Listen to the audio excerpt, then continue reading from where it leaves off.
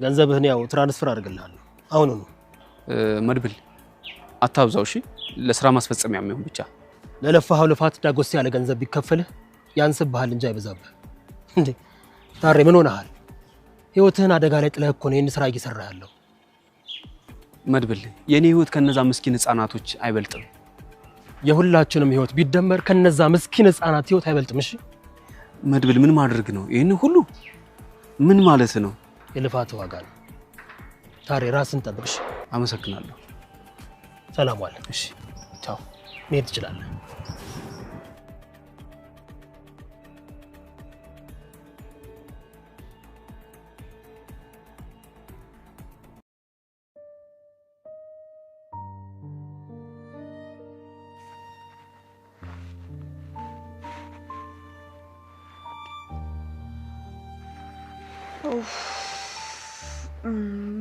ቆይ ምንድነው ነገሩ ገና ለገና አንድ ጎረምሳ ውጭ አመሸ ተብሎ ይሄ ሁሉ ሰው በራማ ለቀለበት እንዴ አቅርቡትና እንብላ እንጂ አለም በእናትሽ ከምግብ ውጭ እስኪ ስለሌላ ነገር አስቢ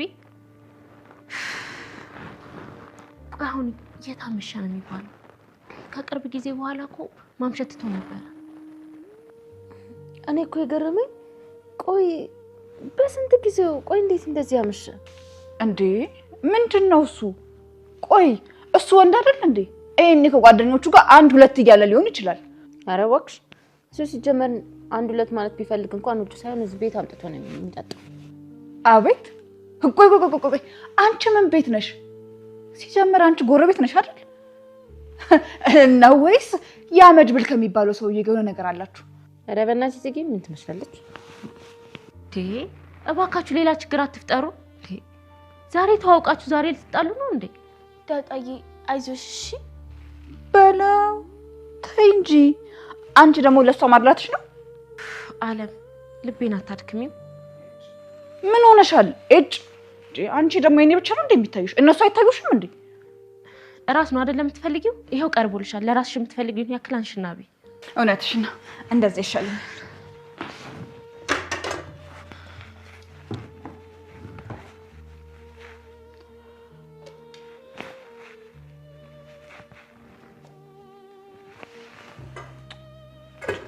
ይሄኛውን አልፈልግም ይሻለኛል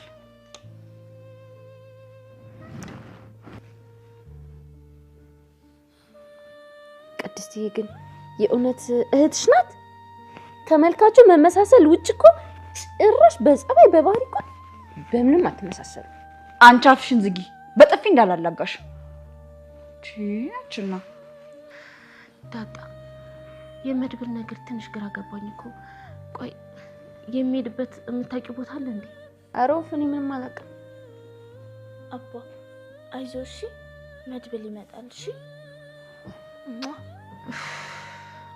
አሁን የት ሄደ ይባላል እንደው ወይ አምላኬ ባክን ከክፉ ነገር ጠብቀው ቆይ እናንተ ሰዎች ይሄ ሰውዬ እኮ ማን አለብኝ ባይ ጎረምሳ ነው አይደል ወንድ ልጅ ደግሞ ከቤተሰቦቹ ጋር ሲኖር አምሽቶ ቆየት ብሎ ሲመጣ ነው ደስ የሚለው አቦ በእናትሽ ዝም በይ ያልተጻፈ ህግ አታንብቢ ቆይ እሺ ምን ይሻላል ማንንም ጠይቅ እንዴ ምን ትዝ ያለሽ ነገር አለ ቀን የሆነ ነገር ብሎኝ በጣም ፈርቼ ነበር ምን ብሎሽ እሱ ግን ስቀልድ ነው ምናምን ብሎኛል ግን ቅድስቴ አሁን ሳስበው እንደዛ አይመስለኝም ዳጣ ምንድነው የምታውቂው ነገር ንገሪኝ አይ ቅድስቴ ወይኔ ቃሉን መድገም እንዴት ነው የሚያስፈልገው አንቺ ደግሞ ምንድነው የሚያንተባትብሽ ተናገሪ ተናገሪ ከዛም ጉዳዩም ይለይለት ምንድነው ያትፈራ ቅድስቴ ቃል ማለት ነው መድብል ሰው ግደል ያለኝ ነው ደምደም እየሸተተኝ ነው ሲል ነበር ሶና ግደላ ማሪ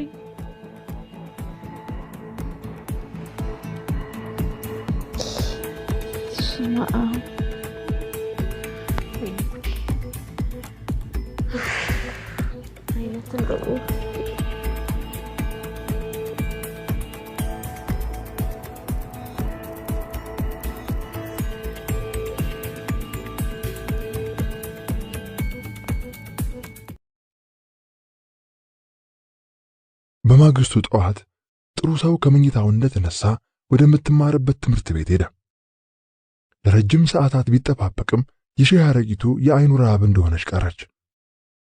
ተመልሶ በእግሩ እየተጓዘ ከዚህ ቀደም ሄደውበት ወደ ነበረው 70 ደረጃ ሄደ። ደረጃው ጋር ደርሶ ለመውጣት እርምጃ ጀምሮ አቅም አንሶት ተወውና ከስር የመጀመሪያው ደረጃ ላይ ክፍት ብሎት እንዳዘነ አቀርቅሮ ለረጅም ጊዜ ተቀመጠ። ብቸኝነትና ናፍቆት ተደማምረው አቅም አሳጥተውታል። ደረጃው ላይ ቁጭ እንዳለ ሲያስብ ከዚህ ቀደም ሁለቱም በደስታ ተሞልተው እዚሁ ቦታ ላይ ያሳለፉትን ጊዜያት አስታወሰ። የሺህ አረጊቱ በሳቅ እየተፍለቀለቀች ደረጃውን ወጥታ ደክሟት ጉልበቶቿን ይዛ በኃይል ስትተነፍስ እሱ ቆሞ ሲስቅባት እሷን በተራዋ ደረጃውን ውጣ ብላው ደረጃውን ወጥቶ እንደጨረሰ ደክሞት ሲያለከልክ ተሸክማ አውርደኝ ብላው ጀርባው ላይ ወጥታ በደስታ እየቦረቀች ያሳለፉትን ጊዜያት እንደ ምስል ጥርት ብሎ ይታየው ጀመር።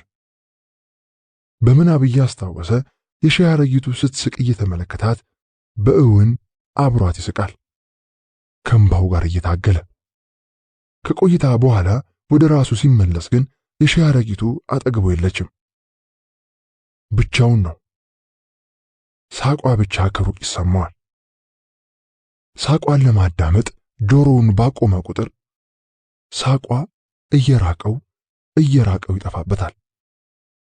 ይበልጥ ብቸኝነቱ አስፈሪ ሆኖ ዙሪያውን ከበበው።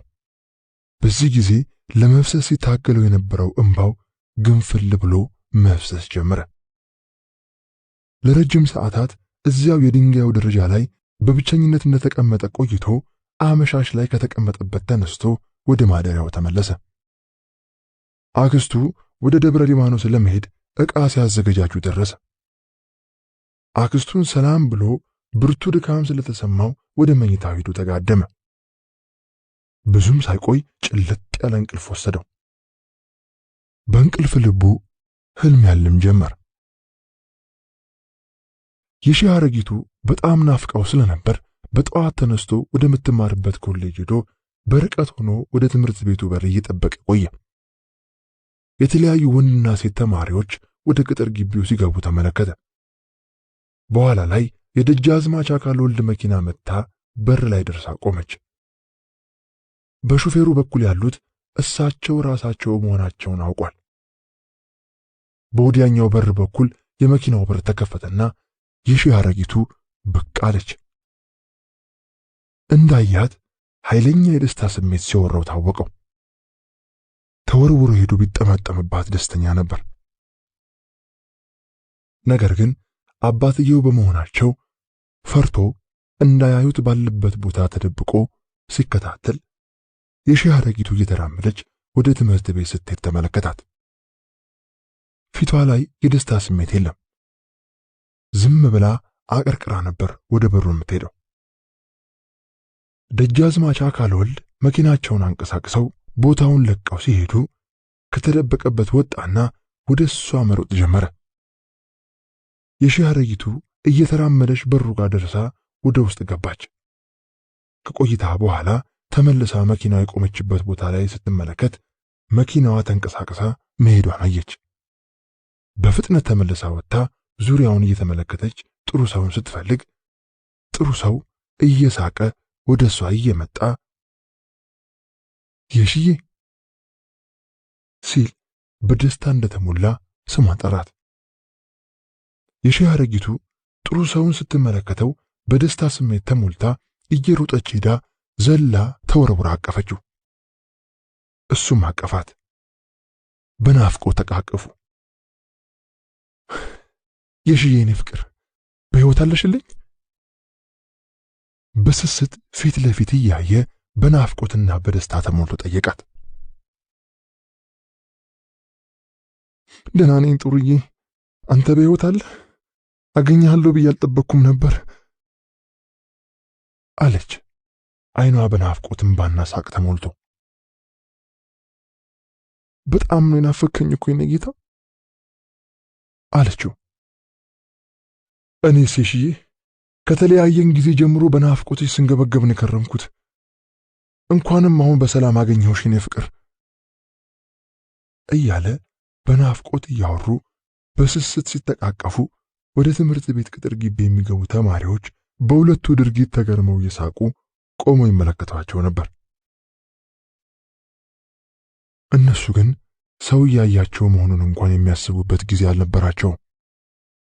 ሁሉን ረስተው በራሳቸው ዓለም ውስጥ ነበሩ። በዚህ ሁኔታ ውስጥ እንዳሉ አምባቸው ነጭ ማርቼዲስ መኪና እየነዳ ወደ እነሱ ሲመጣ ጥሩ ሰው በየሺ አረጊቱ ትከሻ ላይ ተመለከተው። የሺዬ፣ ይሄ ጨካኝ ሊለየን መጣ፣ ነይና አምልጠው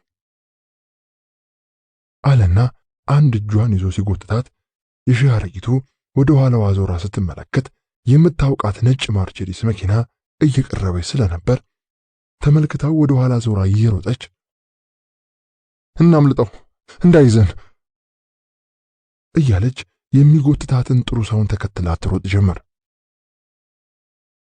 አምባቸው በማርቼዲስ መኪና ከኋላቸው እየተከተለ ሲያባረራቸው እነሱም ከፊት ለፊት ሲሮጡ እየቀረባቸው ሲመጣ ወደ ኋላ እየተገላመጡ በራስ ሆቴል ጀርባ ታጥፈው ሮጡ።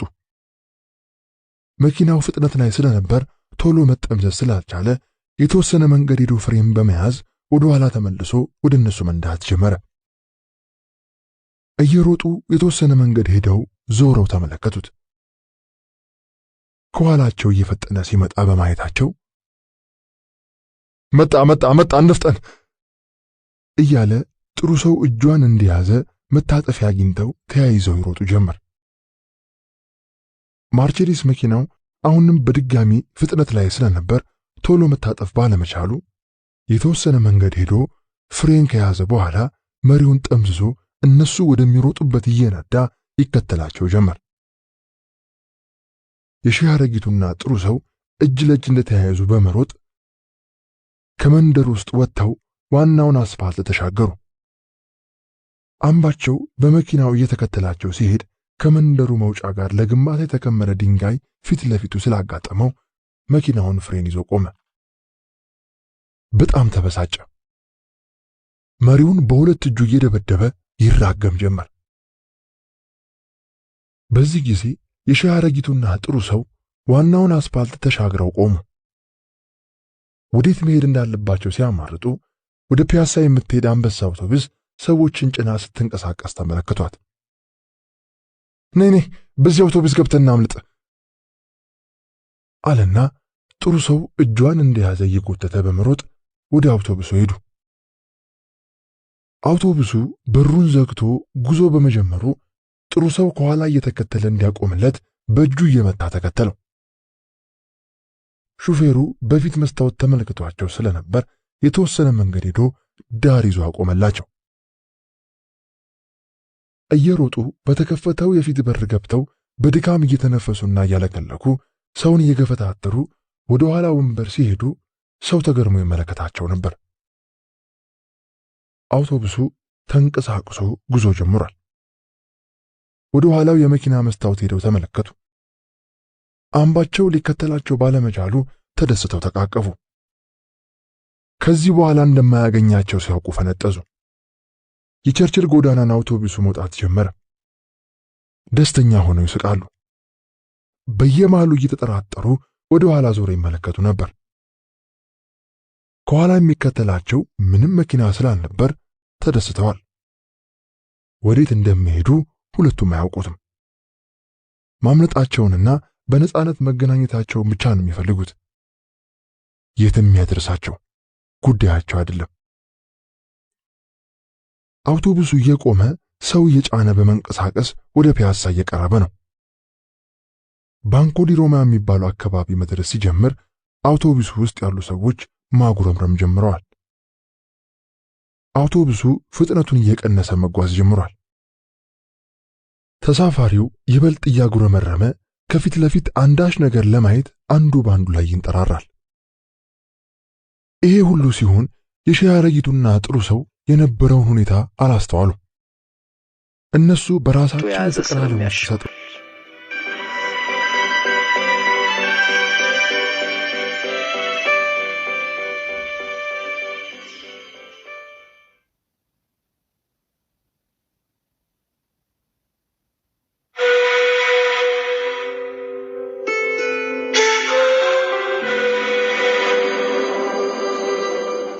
የባግዳዱ ነብይና ፍቅር ሲዝም። ከመቶዎች ዓመታት በፊት ባግዳድ ውስጥ የሆነ ታሪክ ነው። አንዱ ድንገት ተነሳና ነብይ ነኝ አለ። በእስልምና ደግሞ የመጨረሻው ነብዩ መሐመድ ናቸው። ስለዚህ እንደዚህ አይነት ነገር አይቻልም። ስለዚህ ሰውየውን ይሄን ነገርን ተው አሉት። ሰውየው ግን እንዴት ብዬ ተዋዋለሁ? ከጌታዬ እኮ ተልኬ ነው ወድጄ መሰላችሁ ይል ጀመር። ወደ ወህኒ ወረወሩት። ምንም አልመሰለውም። ትንሽ ቆይቶ ተፈታ። ሌላ ሀገር ሄዶ ሲሰብክ ደግሞ ፈነከቱት። ወይ ፍንክች! እንደገና አስረው ገረፉት። ነቢያት እንደሆነ መገረፍ መገደልጣችን ነው። ይሄ ግርፊያችሁ እንደውም ነብይነቴን ያረጋግጣልኝ አላቸው ገራፊዎቹን። እንዴት ነው ያው ፈፌ ነብይ ነኝ የሚለውን አላቆመም ሲል መልእክተኛ ላከ ሱልጣኑ። አራሱ ጭራሽ መገረፌና መደብደቤ ነብይነቴን አረጋግጦልኛል የሚለው ሲሉ መለሱ አሳሪዎቹ። ራሱ ሱልጣኑ ነብይ ነኝ ባይው ሊያነጋግረው ወደ እስር ቤት መጣ። ይሄን ነብይ ነኝ የምትለውን ነገር ካልተውክ የስካሁኑን ድብደባ አርሳው የባሰ ነው የሚጠብቅ አስጠነቀቀ ሱልጣኑ። ይሄማ የምጠብቀው ነው፣ የፈለከው ልታደርግ ትችላለህ።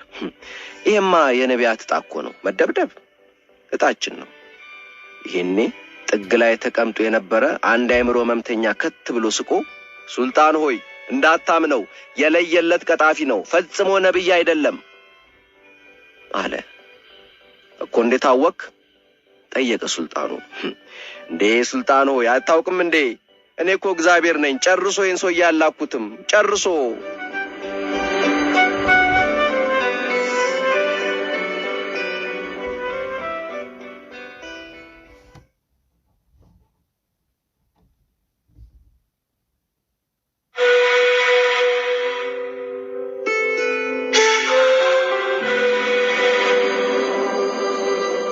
የቁልፉ ሚስጥር።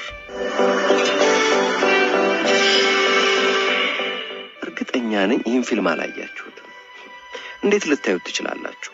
በአሁኑ ወቅት በአገራችን አሉ የተባሉ 25 ታዋቂ ፊልም ተዋናያን ተሳትፈውበት፣ ግን በአንዲት አነስተኛ ሀገራችን ከተማ እንደሚታይ ማስታወቂያ ተለፍፎበት ሳይታይ የቀረውን ይህንን ፊልም እንዴት ልታዩት ትችላላችሁ? ፈጽሞ። የፊልሙን ደራሲና ዳይሬክተር አላስታውሳቸውም። በዚህ ፊልም ላይ ያልተሳተፈ ታዋቂ ተዋናይ ግን አልነበረም። በሰው ለሰው በዳና በዘመን ብቻ ምን አለፋችሁ ኢትዮጵያ ውስጥ ተሰራ በተባለ ፊልም ላይ ሁሉ የምታውቋቸው 25 ታዋቂ ተዋናያን በዚህ ፊልም ፖስተር ላይ ተገድግደዋል። ይሄ ሁሉ ታዋቂ ተዋናይ አንድ ፊልም ላይ ምን ይሰራል ብሎ የጠየቀ አልነበረም። እና ዋና ተዋናዩ ማን ሊሆን ነው ያለም የለም።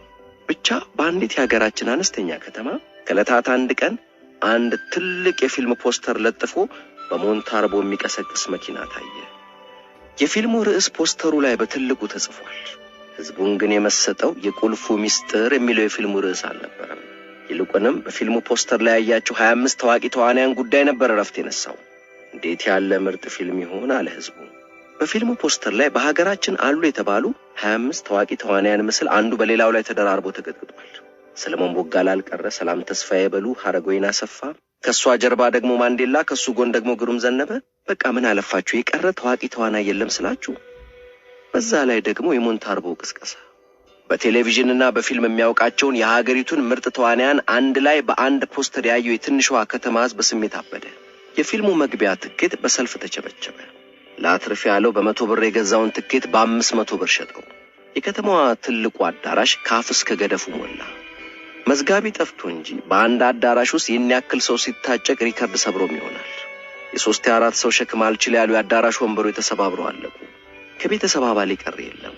አባት ልጁን እንኮኮ አድርጎ፣ እናት ሴት ልጇን አዝላ፣ ቤት የተተዋያቶች ህመም ያልጋ ቁራኛ ያደረጋቸው ምነው ፈጣሪ ሆይ ይህንን እድል ትነሳን እያሉ የመግቢያ ትኬት ያለቀባቸውና ገንዘብ አጥተው ወደ አዳራሹ መግባት ያልቻሉ በአዳራሹ ዙሪያ በንዴት እየተንጎራደዱ በቅናት እየተንጨረጨሩ።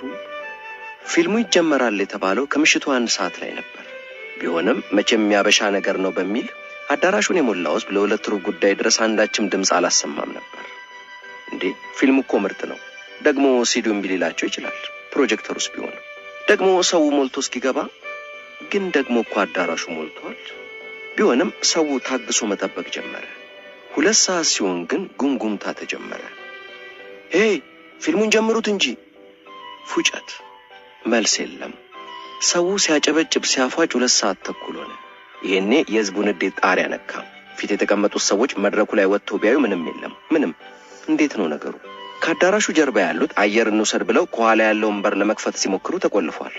እሺ ፊልሙስ ሲቀር ብሩም ይቅለጥ፣ ግን ሰው ቤት በኩል ይውጣ። የአዳራሹ ሁሉም በሮች ተዘግተው ከውጭ ተቆልፈዋል። ፊልሙን እናሳያለን ያሉት ሰዎች ብሩን ሰብስበው ጠፍተዋል። አዳራሹን የሞላው የሚጢጥየዋ ከተማ ህዝብ ተባብሮ የተቆለፉትን በሮች ሰባብሮ ወጣ። እናም ታሪኩን የነገረኝ እዛች ከተማ ውስጥ ባለ ዩኒቨርሲቲ የሚያስተምረው ጓደኛዬ እንዳለኝ ህዝቡ በመጭበርበሩ በንዴት ጦፎ የተቆለፈውን የአዳራሹን ዋናውን በር ሰብሮ ሲወጣ ፊት ለፊት የዛፉን ግድግዳ ተደግፎ የተቀመጠው የፊልሙ ርዕስ አይኑ ላይ ፈነዳ። የቁልፉ ሚስጥር።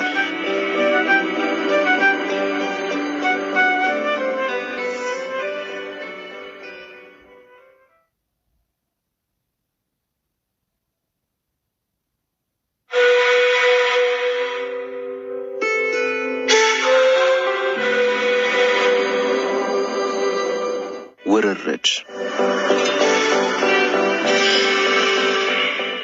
በአነስተኛዋ መጠጥ ቤት ውስጥ እየጠጣ የነበረው ሰውዬ ወደ መጠጥ ቀጂው ሄዶ ከዚህ ጋር ቆሜ ሽንቴን በቀጥታ እዚያ ጠረጴዛው ላይ ያለችው ትንሽየዋ መለኪያ ውስጥ ጨምሬ ሞላታለሁ፣ በ500 ብር እንወራረድ አለ። መጠጥ ቀጂው ሳቅ አለ። እሺ እስቲ እንይሃ፣ ግን መለኪያውን መሙላት አለብህ። እሞላዋለሁ አለና ሰውየው ሽንቱን ይለቀው ጀመር። እንኳን መለኪያውን ሊሞላ ጠረጴዛውም ጋር ደረሰ። የመጠጥ ቤቱ ወለል ጠረጴዛዎቹና ወንበሮቹ ሁሉ በሽንት ታጠቡ። መጠጥ ቀጂው በውድድሩ በማሸነፉ እየሳቀ ጠረጴዛዎቹንና ወንበሮቹን በፍጥነት ይወለውል ጀመር። ሰውየው ዚፑን ዘግቶ በመገረም ወደሚመለከቱት ጥግ ላይ ባለ ጠረጴዛ ዙሪያ ወደ ተቀመጡት ጓደኞቹ ሄዶ እሺ 1000 ብሯን ቁጭ አድርጓ፣ መጠጥ ቤት ውስጥ ሽንቴን ሲሸና ቀጂው መናገር ቀርቶ ጭራሽ እየሳቀ ሽንቴን ይጠርጋል አላልኳችሁም ነበር? በሉ እንግዲህ ተወራረድንበትን 1000 ብር ቁጭ አድርጓ። 1000 ብሩን ተቀብሎ ለመጠጥ ቀጂው 500 ብሩን ከፍሎ ቀሪውን ይዞ ወጣ።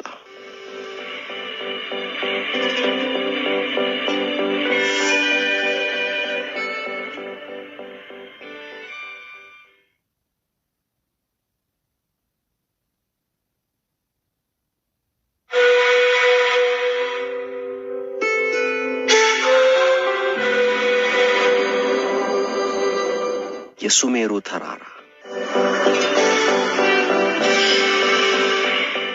የዚህን ትውፊታዊ ተራራን ታሪክ ባሰብኩ ቁጥር በተመስጦ ወደ ሌላ ዓለም ይወስደኛል። የትውፊታዊ ተራራው ታሪክ ለሰው ልጅ መንፈስ የሚያስተላልፈው መልእክት የተራራውን ያክል ባይገዝፍ ነው። እናም ደግሞ ሁሌም ቢሆን የዚህን ትውፊታዊ ተራራ ታሪክ በሂሳብ መጽሐፍት ውስጥ ማየት እሻለሁ። ለነገሩ የሂሳብ ምናባዊነትና ትውፊት እኮ ከአንድ ምንጭ ነው የሚቀዱት። ስለ የትየለሌ ኢንፊኒቲ የሚገልጽ የሂሳብ መጽሐፍ ምዕራፍ መግቢያ ላይ የዚህ ትውፊታዊ ተራራ ታሪክ ቢኖር አቤት ተሜ እንዴት ይጠቀም፣ አቤት እንዴት ይመሰጥ። በተለይ እኔ ብጤው ጨርቁን ሳይጥል ይቀራል። ለማንኛውም አሁን ወደ ታሪኩ ማለቴ ወደ ትውፊቱ። ለነገሩ እኮ ከእውኑ ታሪክ ይልቅ ትውፊቱ ረቂቁን እውነት በምሳሌ ፍንትው ለማድረግ ማን ችሎት? የሱሜሩ ተራራ በመንግስተ ሰማያት ውስጥ የሚገኝ ትውፊታዊ ተራራ ነው። ተራራው ሙሉ ለሙሉ ወርቅ ነው። ታላቁ የሂማሊያ ተራራ ከዚህ ተራራ ጋር ፈጽሞ አይወዳደርም። የሱሜሩ ተራራ ሂማሊያን ከሚሊዮን እጥፍ በላይ ይበልጠዋል። እናም ደግሞ ሙሉ ለሙሉ ወርቅ ሆኖ በመንግስተ ሰማያት ከአድማስ ተገጥግጧል። የሱሜሩ ተራራ ትውፊት ከጀርባው ታላቅ እውነት በመያዙ ህንድ ውስጥ የበቀሉት ሶስቱም ታላላቅ ሃይማኖቶች ሂንዱይዝም፣ ቡዲዝም እና ጄኒዝም በጋራ ተቀብለውታል። ሶስቱ ሃይማኖቶች በጣም ብዙ የሚለያዩባቸው ነገሮች ቢኖሩም የዚህ ተራራ ትውፊት ግን ከኋላው ታላቅ እውነት አዝሏልና ሁሉም ሊጋሩት ግድ ብሏል። ትውፊቱ እንደሚለው የሱሜሩ ተራራ አንድ ዋነኛ ጥቅም አለው። መላው ዓለምን ያስገበረ ንጉሠ ነገሥት ሞቶ መንግስተ ሰማያት ሲገባ ስሙን እዚያ ተራራ ላይ በክብር ያሰፍራል። ስሙን ጽፎ ይፈርማል። መላው ዓለምን የሚያስገብር ታላቅ ንጉሠ ነገሥት ደግሞ ከስንት አንዴ ነው የሚመጣው። በሺህ ዓመታት ውስጥ ምናልባትም አንዴ ቢመጣ ነው። እንዲህ አይነት ታላቅ ንጉሠ ነገሥት በህንድና አካባቢው ህዝቦች ዘንድ ቻክራቫርቲን ነው የሚሰኘው። ቻክራ ማለት የሰረገላ ጎማ እንደማለት ነው። የስያሜው ስረ መሰረት ወዲህ ነው። በጥንታዊት ህንድና በአካባቢው አንድ ልማድ ነበር። አንድ ንጉሥ ከሌሎቹ እየጠነከረ የአካባቢውን ግዛቶች እያስገበረ ሲመጣ አቅማቸው የደከመውንም ያላግባብ እንዳያጠፋቸው በሚል ንጉሠ ነገሥቱ ወራሪ ጦር ከመላኩ በፊት በሚያማምሩና ጠንካራ ፈረሶች የሚጎተት ከወርቅ የተሰራ ሰረገላ ወደ አንዱ ንጉሥ ግዛት ይልካል። የዚህ ግዛት ንጉስ ሰረገላው እንዲያልፍ ከፈቀደ ያለምንም ደም መፋሰስ ለንጉሰ ነገስቱ ገብሯል ማለት ነው። ሰረገላውን አላሳልፍም ካለ ግን ናይዋጣልን ማለት ነውና ጦርነት ይካሄዳል። አላስፈላጊ መተላለቅን ለማስቀረት የተፈጠረ ዘዴ ነች። በዚህም ሳቢያ በዓለማችን የትኛውም አካባቢ ሰረገላውን ልኮ ማንም ደፍሮ የሚያስቆመው ከጠፋ ያስቆሙትንም ማሸነፈው ከረታ መላውን ዓለም ያስገበረ ታላቅ ንጉሰ ነገስት ወይም ቻክራቫርቲን ይባላል። ይህ አይነት ታላቅ ንጉሰ ነገስት ሲሞት መንግስተ ሰማያት ይገባና በሱሜሩ ተራራ ላይ ስሙን በክብር ያሰፍራል ይላል ትውፊቱ። እናም ትውፊቱ እንደሚለው በአንድ ወቅት መላውን ዓለም ያስገበረ አንድ ቻክራቫርቲን ብቅ አለ። ቻክራቫርቲኑ ሲሞትም በሱሜሩ ተራራ ላይ ስሙን ሊጽፍ ስለሆነ ይህን ታላቅ ክብር ሲቀዳጅ ብቻውን መሆን ስለሌለበት በመቶች የሚቆጠሩ ሚስቶቹና በሺዎች የሚቆጠሩ ቁባቶቹ ከበርካታ አገልጋዮቹ ጋር በመንግስተ ሰማያት እንዲያጅቡትና ክብሩን ሲቀዳጅ አብረውት እንዲሆኑ በሚል ተገደሉ። እናም ቻክራቫርቲኑ ከነአጀቡ የመንግስተ ሰማያት በርጋ ሲደርስ ዘበኛው ሱሜሩ ተራራ ላይ ስሙን የሚቀርጽበትን መሳሪያዎች እየሰጠው እንዲህ አለው፣ በእነዚህ መሳሪያዎች ስምን ተራራው ላይ መቅረጽ ትችላለህ፣ ግን ማንንም ሰው ወደ ተራራው ዘንድ አትወጣ። ለብቻ ሄደ ቀርጸ ተመለስ። ባይሆን ገብተ ስምን ከጻፍክ በኋላ ሚስቶችን ይዘህ ገብተ ማሳየት ትችላለህ። አሁን ግን ለብቻ ገብተ ስምን ቅረጽ። ምን ማለት ነው? አለ ቻክራቫርቲኑ። እነዚህ ሁሉ ሚስቶችና ቁባቶች እዚህ ድረስ የመጡት እኮ ይሄን ታላቅ ክብሬን እንዲመለከቱ ነው። ብቻዬን እጄ ስሜን ማስፈር ምን ዋጋ አለው? ክብሬን እንዲያዩልኝ ይፈልጋለሁ። በብዙ ሺህ ዓመታት አንዴ ከሚከሰቱ ታላላቅ ነገስታት አንዱ ነኝ። ቻክራቫርቲን ነኝ። የታላቅነቴን ክብር ሚስቶቼና ቁባቶቼ እንዲያዩልኝ ይፈልጋለሁ፣ ባለሟሎቼም ጭምር። ዘበኛው ስቆ እንዲህ አለው፣ ይኸውልህ ምን መሰለ፣ እኔ እዚህ ጋር ዘበኛ ኮንኩ ዘመንም የለኝ። አባቴም አያቴም ዘበኞች ነበሩ። ዘርማንዘሮቻችን ሁሉ ወደ ኋላ ብትሄድ የዚህ አካባቢ ጠባቂዎች ነበሩ። እናም እዚህ በር ላይ ዘበኛ የነበረ ሁሉ ሲሰጠው የነበረውን ምክር ነው የሰጠው። ምክሬን ከሰማ ታመሰግነኛለህ። እምቢ ካልክ ግን ችግር የለውም። ከነ ሚስቶች ከነ ቁባቶች ከነ ባለሟሎች መግባት ትችላለህ። ግን በኋላ እንዳታዝን፣ ይቆጫሃል። ንጉሰ ነገስቱ ግራ ተጋባ። ቢሆንም ግን መቼም በር ጠባቂው ከኔ የተሻለ ያውቃል በሚል ለብቻው ስሙን ተራራው ላይ ለመጻፍ ወደ ተራራው ወጣ። ንጉሰ ነገስቱ ገና ተራራው ላይ ሳይወጣ ወደ ተራራው ቀረብ ማለት ሲጀምር የዘበኛው ምክር ተገለጸለት። እንዴት ያለው ጥሩ ሰው ነው ዘበኛው አለ ንጉሰ ነገስቱ። ቢሆንም ግን ያየውን ማመን አልቻለም። የተራራው እያንዳንዱ የወርቅ አለት ላይ ስም ሰፍሯል። ያን የሚያክል ግዙፍ ተራራ ላይ ስሙን የሚያሰፍርበት አንዲትም ክፍት ቦታ ፈልጎ አጣ። መላው ተራራ ከሱ በፊት በነበሩ ቻክራቫርቲኖች ፊርማ ተሞልቷል። ፊርማውን ማስፈሪያ አንድም ክፍት ቦታ ሊያገኝ አልቻለም። መልእክቱ ግልጽ ነው። አንተ ብቻ አይደለም ቻክራቫርቲን ነው። ካንተ በፊትም ስፍር ቁጥር የሌላቸው ቻክራቫርቲኖች ነበሩ ነው መልእክቱ። ቻክራቫርቲኑ አብሮት ላለው ዘበኛው እንዲህ አለው፣ ይሄ በጣም አሳፋሪ ነው። እኔ ብቸኛው ቻክራቫርቲን ወይም ከጥቂቶቹ አንዱ ነኝ ብዬ ነበር አስቤ ነበረው። ግን መላው ተራራ በፊርማ ተሞልቷል። አንዲት ቦታ እንኳን የተረፈ የለም። አንድ ነገር ማድረግ ትችላለህ አለ ዘበኛው። ከያት ቅድሚያቶች ጀምሮ ይሄን ምክር እንደሰጠን ነው። ያንዱን ስምና ፊርማ አጥፋና ስምና ፊርማን አስፍር። ይሄ ያለ ነው፣ ምንም ችግር የለውም። አባቴም ማያቴም ቅድሚያቴም ይሄን ምክር ሲሰጡን የኖሩት ሁሉም የሚያደርገው ነው። ይገርማል። በእኔ ጊዜ ብቻ እንዳይመስልም በአያቴም በቅድሚያቴም ጊዜ ተራራው በቻክራቫርቲኖች ስምና ፊርማ ተሞልቷል። ሁሉም የሌላውን ስምና ፊርማ እያጠፋ የራሱን ሲያሰፍር ነው የኖረው። ምንም አዲስ ነገር የለውም። አትፈር፣ ችግር የለውም። ሁሉም የሚያደርገው ነው። ያንዱን አጥፍተ የራስን ስምና ፊርማ አስፍር። የምን ዋጋ አለው አለ ቻክራቫርቲኑ በሐዘን ተውጦ። እኔ አንዱን አጥፍቼ ራሴን ባሰፍር ሌላው ደግሞ አንድ ቀን መጥቶ የኔን አጥፍቶ የራሱን ያሰፍር የለ? እሱማው ያው መቼም ስምና ፊርማዬን ካላሰፈርኩ ባይኮንክ ብዬ እንጂ እሱማ ያለ ነው አለ ዘበኛው። የሌላውን ስምና ፊርማ አጥፍተው የራሳቸውን አስፍረው የነሱንም ሌላው ያጠፋዋል። አሁን እሱማ ያንተንም ቢሆን አንድ ቀን ያጠፉታል። እሱሙን ነው፣ የታወቀ ነው፣ ያለ ነገር እኮ ነው አለ ዘበኛው። አይ ይቅርብኝ አለ ቻክራቫርቲኑ በትካዜ። ነገ አንዱ የሚያጠፋውን ስምና ፊርማዬን ያንዱን አጥፍቼ አልጽፍም። ይቅርብኝ አለ ቻክራቫርቲኑ ተቆጣጥሮ ጥፊ ያረፈበት ፊቱን እየዳበሰ እባክዎት እሺዬን ይተውልኝ ሲላቸው እንደገና በጥፊ ደገሙት። የሺህ አረጊቱ ከዚህ በኋላ መታገስ አልቻለችም። እንደዚያ የምትወደውን ፍቅረኛዋን እየደጋገሙ በጥፊ ሲመቱት ዝም ብሎ ማየት አላስችላላት። ይሄ ሁሉ በደል የሚደርስበት ለሷ ብሎ መሆኑን ስለምታውቅ በጣም ተቆጥታ ተሸሽጋ ከነበረችበት ጀርባ ወጣ በአባትየውና በጥሩ ሰው መካከል ገብታ አባትየው ላይ በማፍጠጥ ከዚህ በኋላ እንዳትመታው አቁም ብያለሁ ብላ አባትየው ላይ አይኖቿን አፍጥጣ በእልህ ተሞልታ ተናገረቻቸው። ጥሩ ሰው በድፍረቷ ተገርሞ የተመታውን ፊቱን እያሸቀና ብሎ የሺህ አረጊቱን ማየት ጀመረ። ምን አልሽ? አሉ ደጃዝማች አካልወልድ በልጃቸው ድፍረት የተሞላ ንግግር ተገርመው እየተመለከቷት።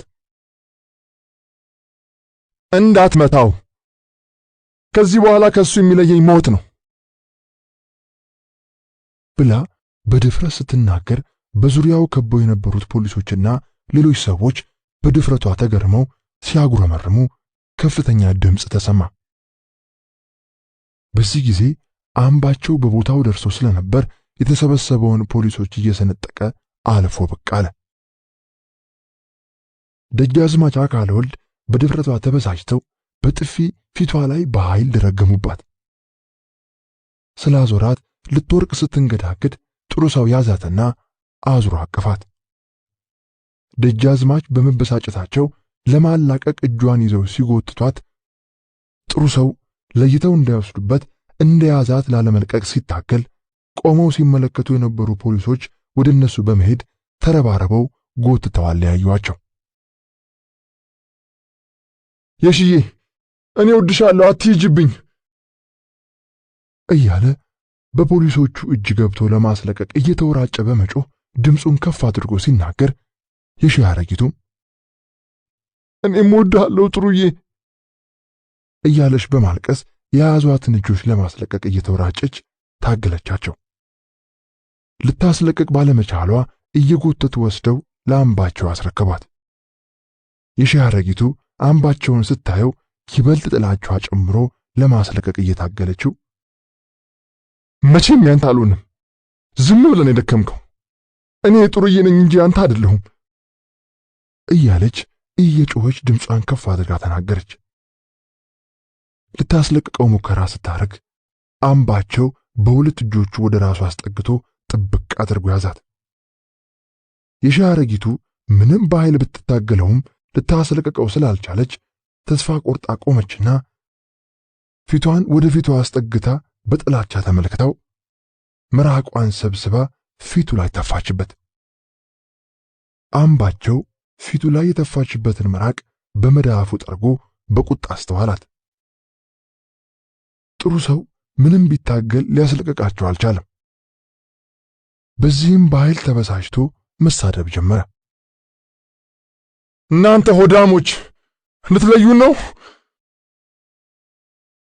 እያለ ሲሳደብ ከመሃል አንዱ ገፍትሮ ሲወራውረው የኃይል ሚዛኑን ስቶ ሲወድቅ መሬት በእጁ ነክቶ ሊነሳ ሲል በጀርባው ላይ ኃይለኛ የዱላ መታረፈበት። ወገቡ ላይ ህመም ተሰምቶት ወደ ታች ወርዶ ተንበረከከ። ከዚያ በኋላ ቁጥራቸውን የማያውቃቸው የዱላ ብዛት መላ ሰውነቱ ላይ ሲያርፉበት መቋቋም አቅቶት መሬቱ ላይ ወደቀ። ድብደባው ቀጥሏል። ከሚያርፍበት ዱላዎች አንደኛው ጭንቅላቱ ላይ ሲያርፍ ኃይለኛ የህመም ስሜት ተሰማውና ራሱን ስቶ ተዘረረ። የሚታየው በጨለማው ውስጥ ወደ ሩቅ ጥልቅ ጉድጓድ ውስጥ እየወረደ ሲሄድ ነበር። ጨለማ ያስፈራል። ጥልቀቱ አይደረስበትም። ከዚህ በኋላ የሆነውን አያውቅም ነበር።